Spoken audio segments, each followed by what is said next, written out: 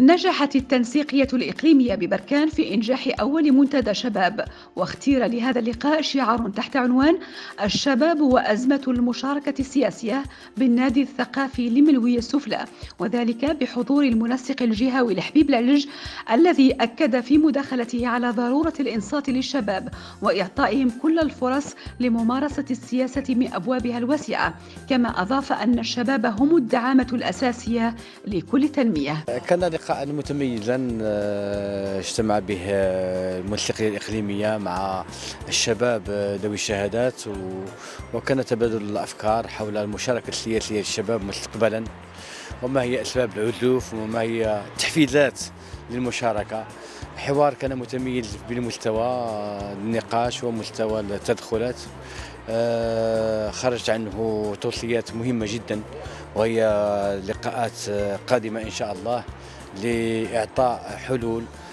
كما أكد المنسق الإقليمي الدكتور محمد قنطاري أن أبواب الحزب مفتوحة للجميع، وأن الأولوية الراهنة هي استقطاب كفاءات وأطر شبابية من أجل الدفع بعجلة الحزب إلى الأمام، وأن الرهان الأول والأخير على الشباب من أجل مشاركة فاعلة ووازنة.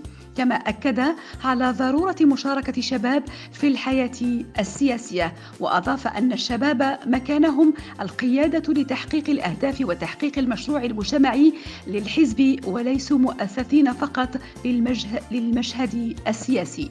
كنشوفوا الدول الديمقراطية والدول الكبرى كتعتمد دائما على الشباب ديالها، الحيوية ديالهم والأفكار ديالهم، وضروري خصنا الشباب ديالنا يدخلوا في اللعبة السياسية، والحزب ديالنا فتح لهم هذه الأبواب باش يتقيدوا مسؤوليات في الحزب، وإن شاء الله ما يكون غير الخير. بينما تناول المنسق المحلي السيد حفيظ القاسمي رئيس القطاع الفلاحي للحزب بالإقليم موضوع الإنصات والتواصل مع الشباب لإسهاماتهم المهمة في التنمية، وأن الشباب هم عصب المجتمع ودورهم فعال في كل تنمية. كاين واحد الطاقم ديال الشباب ما بغيناش نخليوه يكون عازف على هذه السياسة، ولكن هذا هو الأسباب اللي جعلوا هذا الشباب راهم يتجمعوا، راهم باش يكون عندهم واحد القوة، وهذا شرف للحزب بأنه ما يكونش هذا الشباب عازف عن السياسة،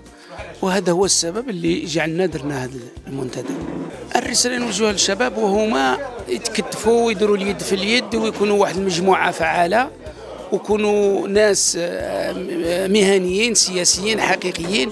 الحمد لله بأنه ما عندهم باجاج، وهذا مستوى، كاين اللي مستوى عالي وكاين مستوى شواهد عليا وشباب بصفه عامه، وكما تقولوا بانه جميع الاقتصاد كيطلع للشباب. شحال ما كانوا انسان كاع كما كان الشباب غادي يجيب الشباب واحد الدفعه نوعيه لا للحزب ولا للبلاد ككل. أما الدكتورة رشيدة الصبري رئيسة قطاع المرأة تناولت في مداخلتها بلغة الأرقام والإحصائيات المشاركة السياسية، حيث أثبتت أن هذه الأرقام كانت صادمة في كل الاستحقاقات سواء الجماعية أو التشريعية، وأنه آن الأوان على العمل على وضع خارطة طريق جديدة من أجل مشاركة هؤلاء الشباب في الحياة السياسية، وأن اهتمامات الشباب أضحى يراهن على الهجرة كأولوية من المشاركة السياسية لاعتبارات متعددة أهمها العطالة والبطالة التي تنخر المجتمع. هذا المنتدى هذا هو لبنة أولى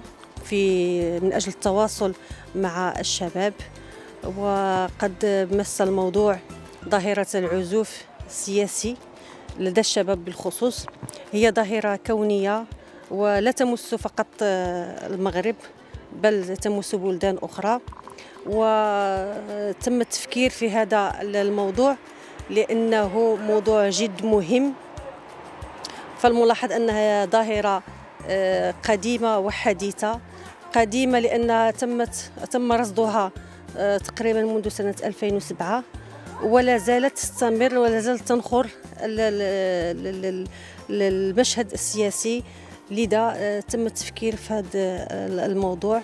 في الأخير تم التأكيد على إعطاء حلول على المدى القريب والمتوسط ليتم فتح نقاش مع الشباب وانتظاراتهم، وأن جل هذه التدخلات من أطر وفعاليات شبابية خريجة المعاهد العليا والجامعات أجمعت على ضرورة الإنصات الجيد وإشراكهم في بلورة مشروع حزبي يعتمد عليهم في كل كبيرة وصغيرة.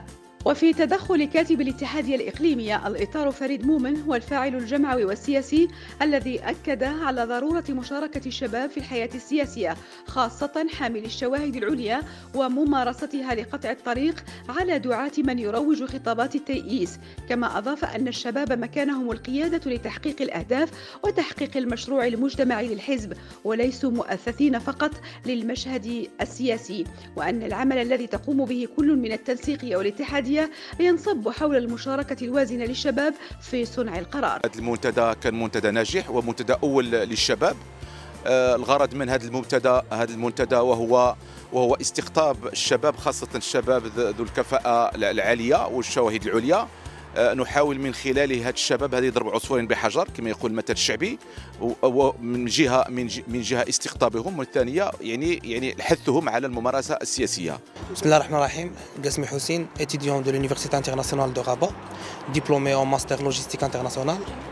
حنايا اليوم كنحضروا المنتدى الشباب التجمعي، لأول منتدى شباب تجمعي لقطاع حاملي الشواهد العليا، وقد أسسنا قطاعنا حامل الشواهد العليا بتجمع الوطني الأحرار ببركان، ونتمنى أن تكون هذه التجربة هي تجربة يحتذى بها ويعمل بها إقليميا وجهويا ووطنيا على صعيد الحزب. ومفاجأة المنتدى كانت تكريم مجموعة من الفعاليات السياسية والجمعوية التجمعية التي أعطت الشيء الكثير للحزب على المستوى الإقليمي، وتركت صدى طيبا في نفوس كل المكرمين، وهذا قليل مما قدموه للحزب منذ تأسيسه.